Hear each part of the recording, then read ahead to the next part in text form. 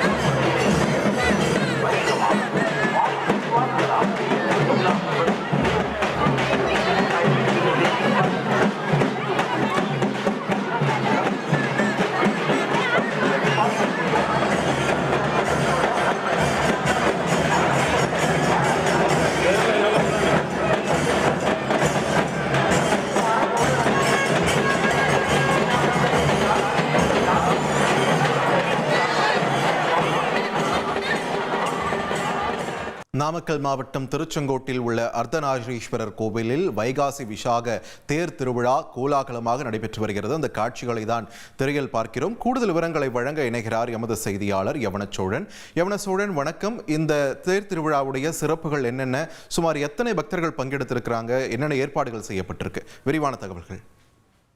வணக்கம். நாமக்கல் மாவட்டம் திருச்செங்கோட்டில் உலக பிரசித்தி பெற்ற அருள்மிகு அர்த்தநாரீஸ்வரர் திருக்கோவில் வைகாசி விசாக தேர் திருவிழா கடந்த 1ஆம் தேதி முதல் கொடியேற்றத்துடன் தொடங்கி சிறப்பாக நடைபெற்று வருகிறது. தொடர்ந்து 14 நாட்கள் நடைபெற உள்ள இந்த வைகாசி விசாக தேர் திருவிழாவின் 10ஆம் நாள் திருவிழாவான இன்று திருத்தேர் வடம் பிடிக்கும் நிகழ்ச்சி நடைபெற்றது. தமிழகத்தின் 4வது பெரிய தேரான அர்த்தநாரீஸ்வரர் தேர் இன்று வடம் பிடிக்கப்பட்டது. தமிழக ஆதி திராவிடர் நலத்துறை அமைச்சர் மதிவேந்தன், திருச்செங்கோடு சட்டமன்ற உறுப்பினர் ஈஸ்வரன், திருச்செங்கோடு நகர்மன்ற தலைவர் நளினி சுரேஷ் பாபு மற்றும் திருச்செங்கோடு காவல்துறை துணை கண்காணிப்பாளர் கிருஷ்ணன் ஆகியோர் திருத்தேரை வடம்பிடித்து நிகழ்ச்சியை துவக்கி வைத்தனர். அர்த்தநாரீஸ்வரர் கோயில் திருத்தேர் 3 நாட்கள் வடம்பிடிப்பது வழக்கம். முதல் நாளான இன்று திருத்தேர் நிலைபெயர்க்கப்பட்டு பழக்கடை சந்திப்பில் நிறுத்தப்பட்டது. நாளை 2ஆம் நாள் திருத்தேர் வடம்பிடிக்கப்பட்டு பழைய பேருந்து நிலையம் அருகில் நிறுத்தப்படும். நாளை மறுநாள் நிலை சேர்க்கப்படும். வைகாசி விசாக தேர் திருவிழா பல பகுதிகளில் நடக்கும் என்றாலும் திருச்செங்கோட்டில் இந்த திருவிழா 14 நாட்கள் நடக்கும். தேர் திருவிழாவை ஒட்டி திருச்செங்கோடு காவல்துறை துணை கண்காணிப்பாளர் தலைமையில் மற்றும் ஏராளமான போலீசார் பாதுகாப்பு பணியில் ஈடுபட்டனர். நன்றி யவனசோழன், உங்கள் விரிவான தகவல்களுக்கு. தந்தி டிவியை உங்கள் கேபிள் டிவி ஆபரேட்டரிடம் இலவசமாக கேட்டு பெறுங்கள். செய்திகளை உடனுக்குடன் தெரிந்து கொள்ள உடனே சப்ஸ்கிரைப் பண்ணுங்க.